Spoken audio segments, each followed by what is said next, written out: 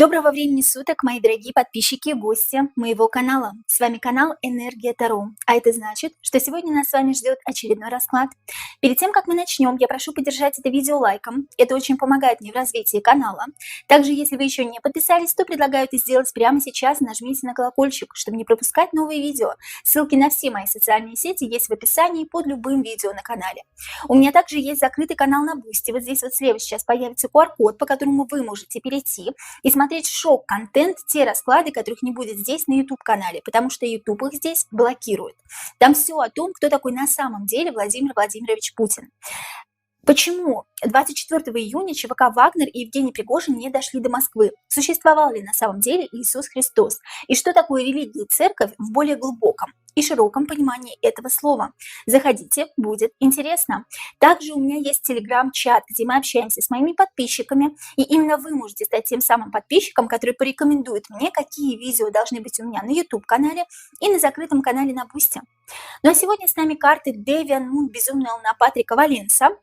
Мы сегодня поговорим на такую тему, которая волнует очень многих. Это будущая мобилизация и СВО. Будет ли мобилизация этой осенью? Да? Все очень ждут, в кавычках, этого момента, но случится ли она, да, или нас просто пугают? Давайте мы ответим на первый вопрос, который всех волнует. Будет ли этой осенью мобилизация? Здравствуйте, карты. Будет ли в Российской Федерации мобилизация этой осенью? Осенью 2023 года. Ближайшее, да, то, что это осень, да, время года, которое у нас с вами после лета. Будет ли этой осенью мобилизация в Российской Федерации? Будет ли этой осенью? Будет ли этой осенью мобилизация в Российской Федерации? Будет ли этой осенью мобилизация в Российской Федерации? Я по первой карте уже могу сказать, что да. Угу. Так.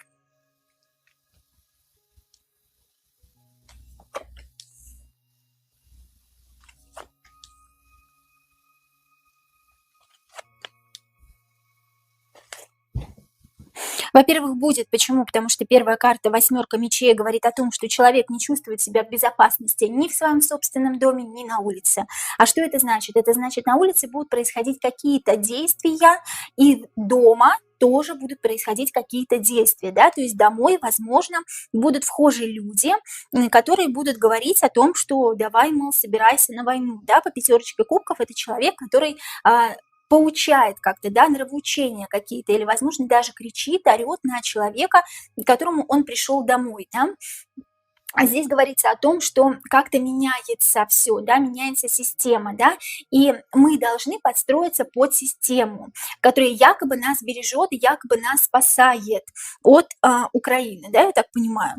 И здесь еще говорится о начинаниях, которые только-только закладываются, да, в правительстве, и эти начинания скоро обретут огромный масштаб, который будет влиять на всю планету. Обратите внимание, здесь дракон держит пентакль, и в пентакле отражена вся галактика. Вот вглядитесь внимательно, там вся галактика, там все планеты, да, которые якобы есть в якобы космосе.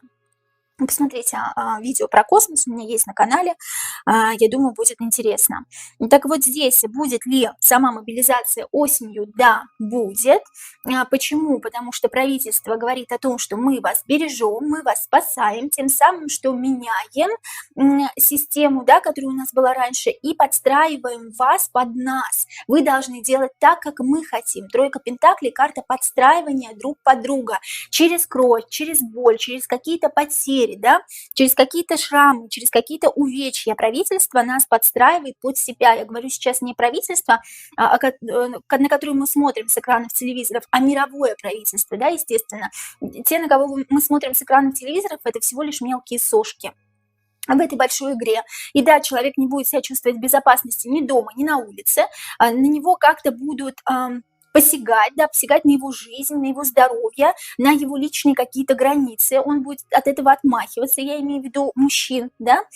Здесь как раз женщина кричит на своего мужчину, да, женщина – это у нас война, какие-то военные действия, мужчины, это касается всех мужчин, да, в Российской Федерации. И что-то такое грядет, что еще только зарождается, да, что еще только начинается, но потом обретет огромные масштабы всей Вселенной, ну, всего мира, грубо говоря, да. Да, мобилизация будет, конечно, она будет осенью. Какой она будет? Какой будет мобилизация этой осенью в Российской Федерации в 2023 году? Какой будет вторая волна мобилизации этой осенью в 2023 году? Какой будет вторая волна мобилизации в Российской Федерации этой осенью? Какой будет вторая волна мобилизации в Российской Федерации этой осенью?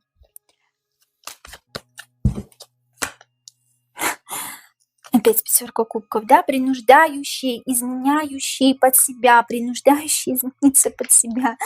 3 карты те же самые вышли, да, которые обретет масштабы, да, то есть если раньше затрагивали только Российскую Федерацию, то такое ощущение, что кого-то еще возьмут к себе, понимаете?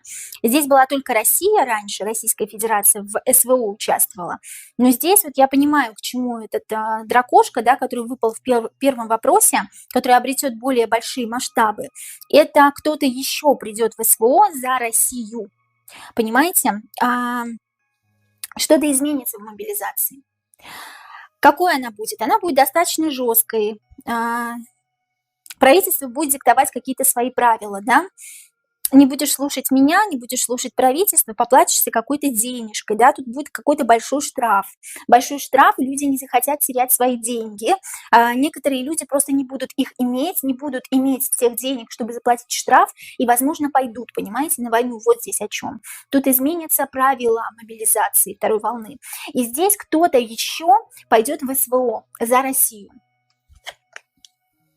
Да, обретет какие-то большие масштабы. Тут еще какая-то страна или какая-то республика другая, да, по императрице, которая приближена к России. Как-то вот она с Россией фигурирует в новостях как-то с Россией, да, то есть здесь кто-то еще пойдет за Россию воевать, так скажем.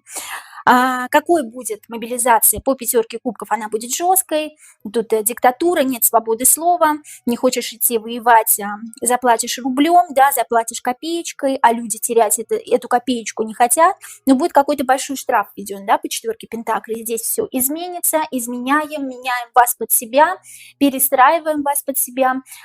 Достаточно жесткая будет мобилизация, да, и возьмет к себе кого-то еще, кто согласен идти воевать за Российскую Федерацию.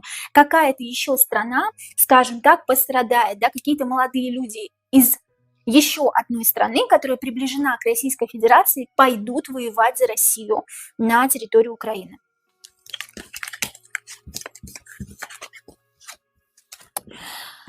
Кого мобилизация коснется в первую очередь? Кого мобилизация? Кого мобилизация? Ну, тут не только Российская Федерация, я так понимаю, да? Кого мобилизация коснется в первую очередь? Мы тут спрашивали про Российскую Федерацию, тут не только Россия. Кто-то еще будет участвовать. Кого мобилизация коснется в первую очередь? Кого мобилизация коснется в первую очередь? Так, вот еще раз помешаю. Кого мобилизация в 2023 году коснется в первую очередь? Так. Угу. Кто уже надевал, да, на себя? Сейчас объясню. Ну да, кто уже воевал. Да. Кто был на поле, да, боя, кто уже воевал когда-то, либо воевал, либо был в армии, да, вот здесь вот об этом речь. Я тут даже не вижу каких-то молодых людей, да, я не вижу здесь призывников, которым там 18 лет, да, и так далее. Здесь нужны какие-то люди, прошедшие огонь и воду, понимаете? Тут по десяточке жезлов говорится, что человек уже пережил что-то тяжелое в своей жизни касаемо военных действий. Он был знаком со смертью, он был со смертью один на один. И, возможно, даже его ранили, да, когда-то, да, возможно, он когда-то уже ходил в латах, в доспехах, вот как этот рыцарь кубков, да, возможно, он когда-то уже видел смерть и был к ней приближен максимально, нежели вот те молодые ребята, которым по 18, там, по 20 лет, да, которые еще не видели ничего, да. Тут говорится также о тех людях, кто уже побывал когда-то в армии, да. Здесь я говорю не только о контрактниках, здесь я говорю о тех, кто идет после контрактников, да, если я не ошибаюсь, поправьте меня, пожалуйста, да, тех, кто имеет какой-то разряд, какое-то звание военное, да. Здесь люди, которые уже пережили тяжелый гнет какой-то войны или какой-то спецоперации, которая уже, возможно, кому-то что-то оторвало, да, кто-то пришел там, я не знаю, контуженный, да, извините, после войны, да, кто уже побывал в армии, кто был со смертью прям рядышком, да, и кто не успел от этого до конца отойти, карта рефлексии, кто имеет за своей спиной крылья каменные, да, кто уже пережил какой-то горький опыт. Эмоционирует очень сильно здесь умеренность у нас по поводу войны, да, умеренность здесь переливает из пустого в порожнее. За ее спиной каменные крылья, значит, она уже пережила опыт войны, связанный со смертью. Смерть она видела близко, рядом с собой. Мужики такие настоящие пойдут, да, воевать. Вот им такие нужны сейчас. Тут, если в первую волну мобилизации нужны были абсолютно все, тут тоже будут нужны очень многие. Но там в первую волну мобилизации скорее, простите меня за это слово, как утиль был, да, утилизация коренного населения. Здесь тоже будет утилизация коренного населения, однако здесь им еще нужна победа. Быстрая победа. Поэтому нужны мужики, которые уже когда-то воевали или были когда-то в армии. Вот такие пойдут. Кого это в первую очередь коснется? Я не говорю, что только их это коснется. Обратите внимание. Как избежать мобилизации на территории РФ? Задал мне вопрос подписчик. Как избежать мобилизации на территории РФ? Как избежать? Возможно ли вообще избежать? Как избежать мобилизации на территории РФ? И возможно ли ее вообще избежать? Как избежать мобилизации на территории РФ? Так.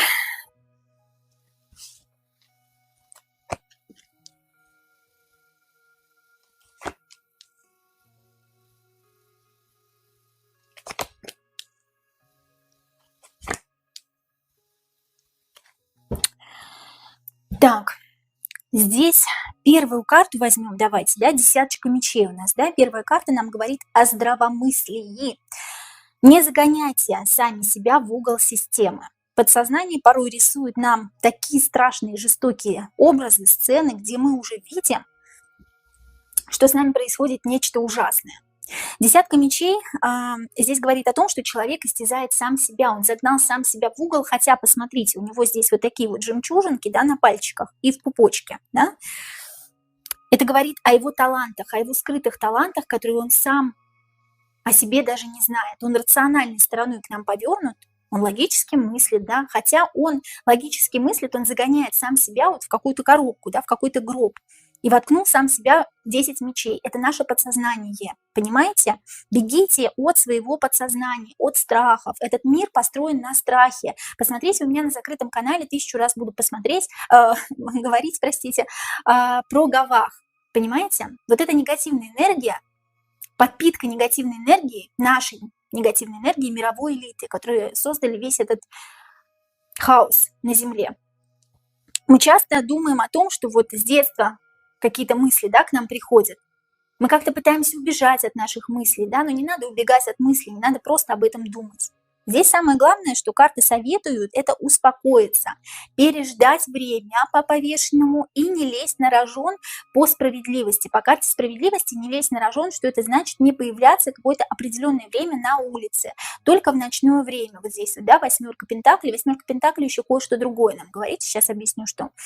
Здесь по справедливости не нужно появляться, не нужно лезть на рожон, потому что будут везде правоохранительные органы стоять.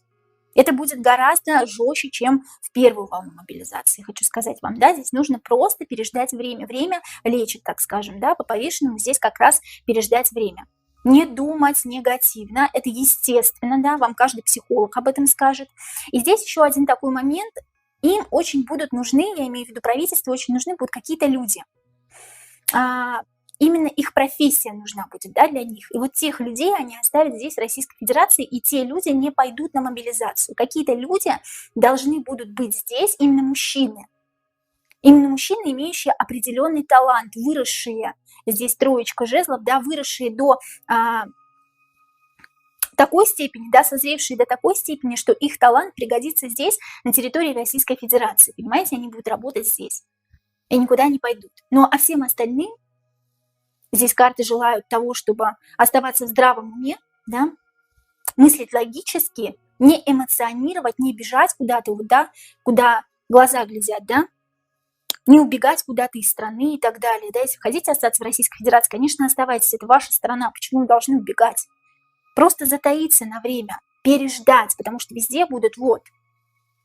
Это нечестная справедливость, да, у нас здесь справедливость субъективная, у которой два меча в руках. И она может отрубить с одной и с другой стороны. Поэтому лучше не лезть на рожон. И какие-то люди, их профессии будут названы, да, осенью, они останутся, и они будут работать на благо Родины там, да, получается. Следующий вопрос. А вот такой вот хотела задать, да, пятый вопрос. Законна ли мобилизация без военного положения? И будет ли вводить военное положение? Это мы следующим вопросом зададим. Законна ли вообще мобилизация, которая сейчас будет? Законна ли вторая волна мобилизации? Имеет ли она юридическую силу без военного положения? Имеет ли мобилизация, вторая волна мобилизации, которая будет, да, имеет ли юридическую силу? Имеет ли юридическую силу вторая волна мобилизации? Без военного положения.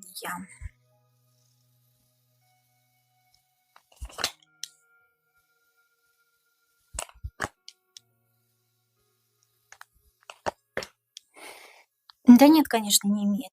Ребят, ну о чем тут можно говорить, да? Здесь люди до такой степени уже запуганы, люди, целые семьи запуганы до такой степени, у них, не у всех, сейчас не обижаемся, да, у них вот так вот узкое мышление, зашоренное, да?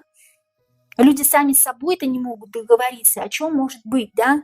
О чем может быть речь? Что они пойдут к какому-то юристу узнавать? Законно у нас тут, незаконно, у нас тут все просчитано, так скажем, да? Тут, во-первых, люди очень сильно боятся, девятка мечей. Неужели мы будем думать, неужели мы будем гадать, неужели мы будем узнавать, говорит человек, да, о том, что законно или незаконно, когда моей семье и мне угрожают по десяточке кубков, да, когда меня могут забрать, там, я не знаю, в армию. Вот об этом думает человек, он не думает о том, что законно ли или нет. 21-й старший аркан мир, русалка, находится в заключении у змеи Уроборос, которая съела сама себя. И, естественно, змея Уроборос ограничивает русалку. Русалку еще охраняют два каких-то зверя, да? И у русалки ограниченное мышление, понимаете?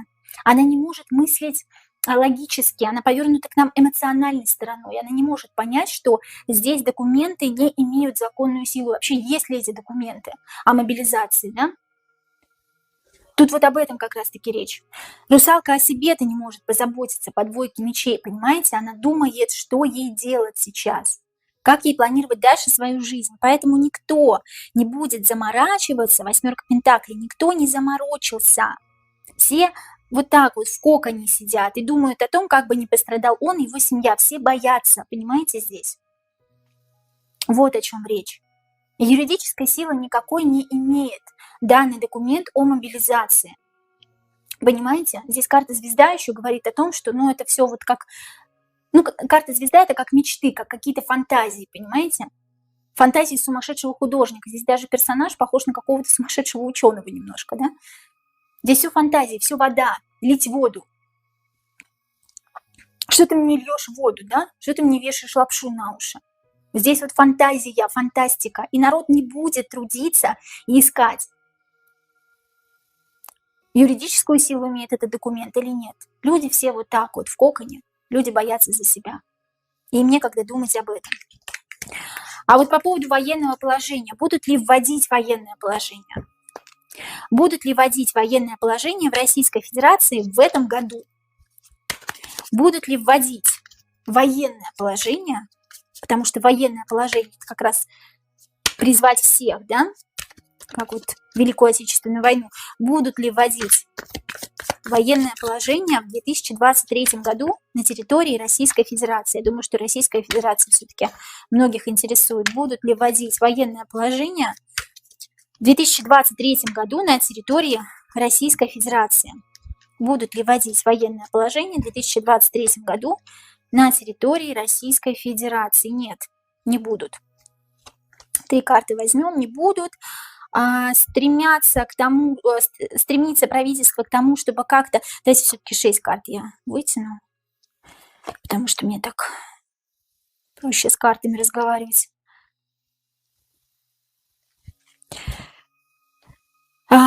Пока вводить не будут в этом году, да? Тут 8 чаш, да, пока не будем вводить, пока посмотрим, пока понаблюдаем, пока поддержим людей вот так вот в кармашке, как иерофанты, да, ты у меня в кармане выражение. Пока немножечко сделаем из людей вот таких вот попрошаек, марионеток, как по 6 пентаклей, как по иерофанту. Пока думаем. 2 пентаклей говорит о том, что пока не время, пока думаем, пока соображаем, уже стремимся к тому, чтобы переделать мобилизацию на новый лад, уже отслеживаем как-то реакцию людей, да, на все это дело, но пока нет. Военного положения в этом году точно не будет. Чтобы всех собрали и забрали. Понимаете, вот об этом речь. Вступит ли Белоруссия в СВО? Вот здесь вот у меня подписчица моя задавала вопрос, вступит ли Белоруссия в СВО? Вступит ли Белоруссия в СВО? Некоторые вопросы мне задавали подписчики, некоторые вопросы не мои личные. Вступит ли Белоруссия в СВО? Вступит ли Белоруссия в СВО? Да, конечно. Первая карта войны, военной. Женщины, да, страны, республики, которая готова рвать, метать. Однако, сейчас, секундочку. Ну да, здесь договоренность есть с каким-то императором.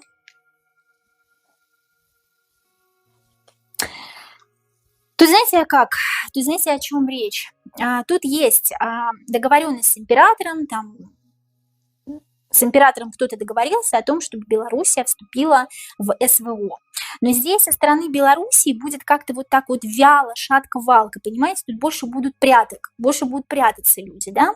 Тут почему-то есть такой момент, что очень-очень мало молодых людей наберут именно с Белоруссии. Да, договоренность есть, да, Белоруссия вступит в СВО, да, вот как раз-таки мы с вами отвечали на вопрос, да, по поводу мобилизации, будет ли она вообще мобилизация и какой она будет, да, здесь кто-то новый вступит в СВО, здесь все-таки, скорее всего, речь о Белоруссии была, да, но здесь Белоруссия как-то будет прятаться, да, как-то вот вяло будет проходить мобилизация именно в Белоруссии, да, здесь люди будут прятаться, люди будут в отшельниках, ой, только не меня, пожалуйста, здесь их как-то селом будут призывать тащить, и то какое-то небольшое количество людей соберут, так вот, знаете, отщипнут немножко от Белоруссии, ну вот якобы вот мы постарались, мы такие молодцы. Здесь в основном затронут Российскую Федерацию все-таки, да, здесь Белоруссия как бы, ну вот мы же друзья, вот мы поможем, да, тут вот здесь об этом речь. Да, Белоруссия вступит, да, есть договоренность с императором,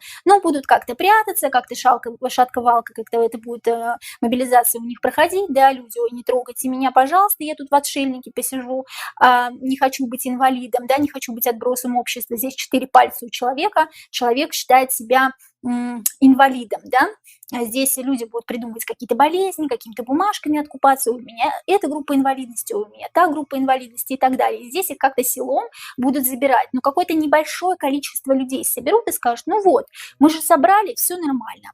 То есть вот здесь вот об этом речь. Да, будет участвовать, но в основном Российская Федерация. У меня также подписчица задала вопрос, у ВСУ будет воздушная авиация. Будут ли они бомбить наши территории?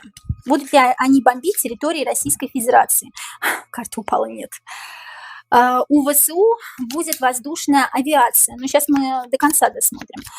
Будут ли они бомбить наши территории, территории Российской Федерации? У ВСУ будет воздушная авиация. Будут ли они бомбить наши территории, территории Российской Федерации?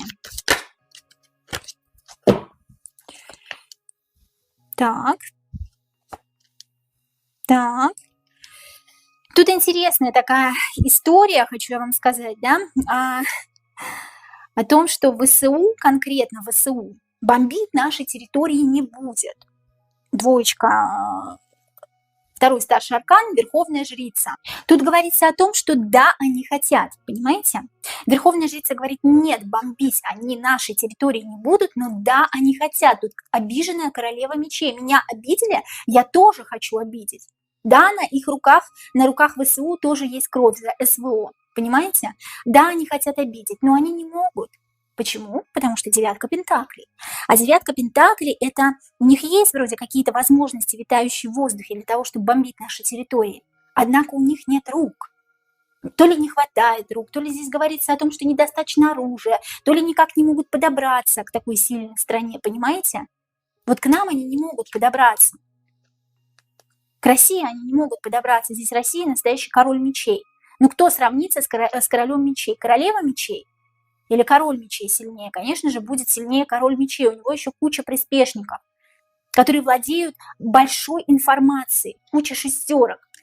Я владею информацией, значит, владею миром. Посмотрите, у этой шестерки целый мир в руках.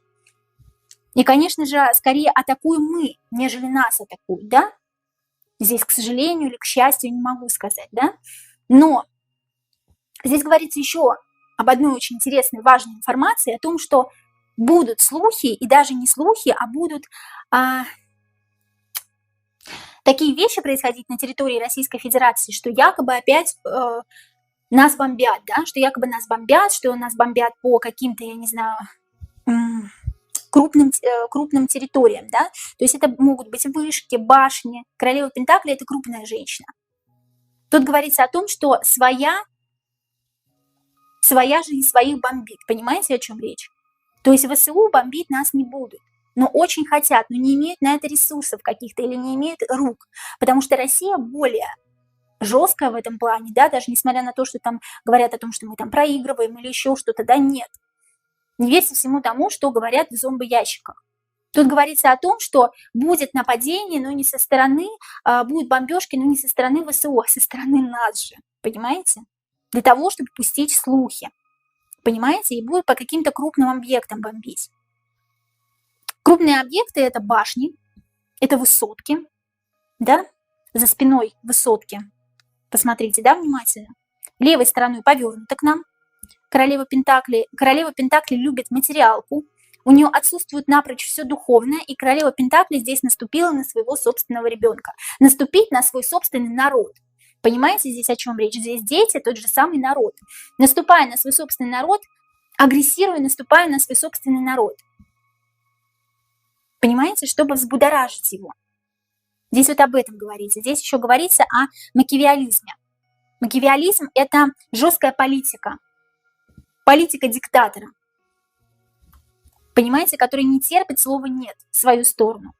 И вот здесь вот бомбежки со стороны ВСУ не будет, но будет бомбежка к своим же от своих же, понимаете, вот тут вот так вот. Ну, мы уже слышали про дроны, которые летают, да? Это тоже, я думаю, что, скорее всего, наши проделки, скажем так, проделки наших властей. Следующий вопрос. Перерастет ли конфликт России с Украиной в конфликт с НАТО? Перерастет ли конфликт России с Украиной в конфликт с НАТО? Перерастет ли конфликт России с Украиной в конфликт с НАТО? Перерастет ли конфликт России с Украиной в конфликт с НАТО? Будет ли настоящая Третья мировая война, да? Если проще.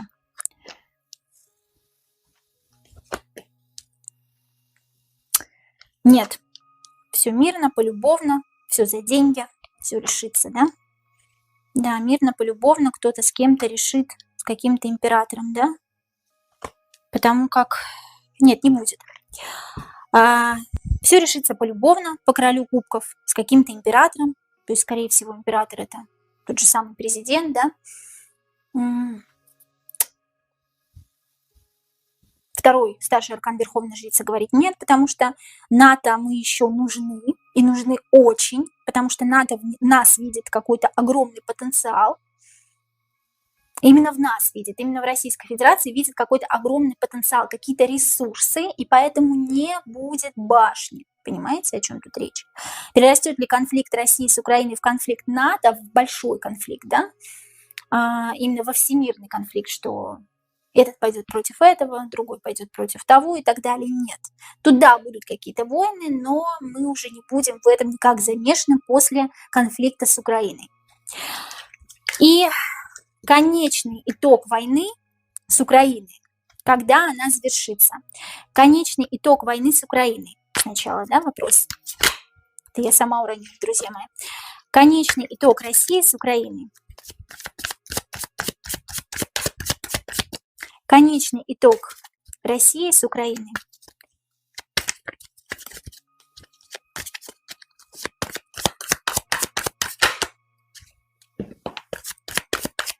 Конечный итог России с Украиной. Карта перевернулась. Конечный итог России с Украиной.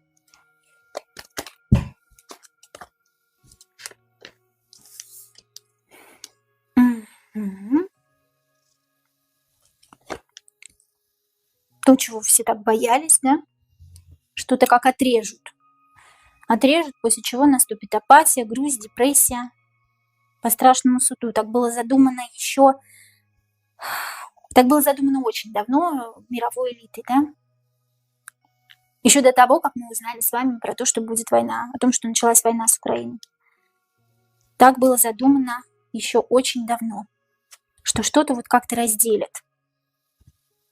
Срубает, да, как-то плоды своего труда женщина срубает, простите. И здесь ворона несет письмо в клюве. Тут будет выпущен какой-то документ о разделе, видимо, да, разделении Украины. То, чего все так боялись, то, что по страшному суду было уже давным-давно решено. После этого наступит грусть, апатия, депрессия, да, какая-то. Еще здесь будет что-то про протезы, мне еще говорят, какие-то деньги, про протезы что-то, да. Здесь конкретно будут поделены территории Украины. Здесь что-то срубили прям на корню и сделали вот что-то неправильно, понимаете? Очень долго восстанавливать будут эти оставшиеся территории, эти поделенные территории. Их будут восстанавливать как-то. То, чего все так боялись. То, что было предрешено. Свыше, скажем так. Если это можно назвать так, да, мировой элитой. После чего будет грусть, апатия, депрессия, и вот что-то будет связано, вот какая-то реклама протезов, да, 5 протезов всплывают, уже в котором раскладе подряд.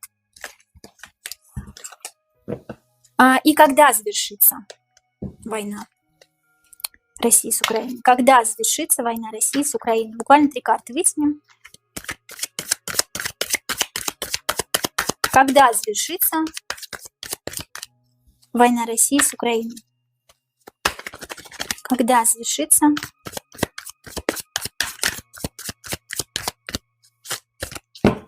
Когда завершится война России с Украиной? Двоечка, да?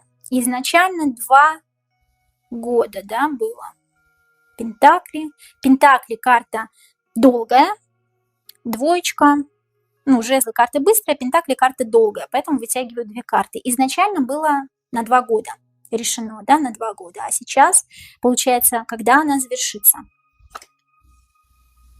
6 мечей, шестерка мечей. Шестерка мечей, туз пентаклей. Туз пентаклей говорит о войне, которая случится после того, как закончится война России с Украиной. Понимаете?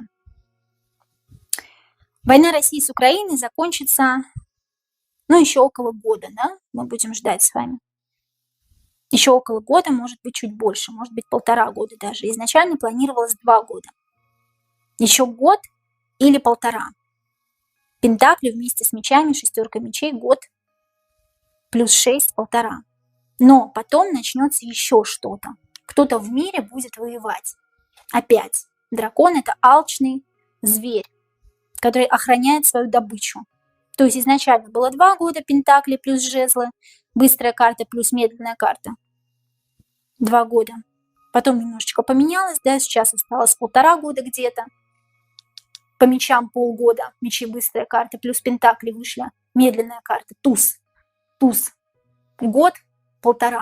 Еще 1,5 года, но после войны с Украиной сразу начнется что-то другое, какой-то другой замес в мире. Который, хочу сказать, тоже никому не понравится, несмотря на то, что это будет касаться мира, это коснется и нас с вами. Я имею в виду Российскую Федерацию. Это был расклад на СВО, на мобилизацию. Жду ваши комментарии, вопросы к этому видео. Также прошу поставить лайк и подписаться на канал, если вы не успели этого сделать. А я вас очень люблю и до новых встреч!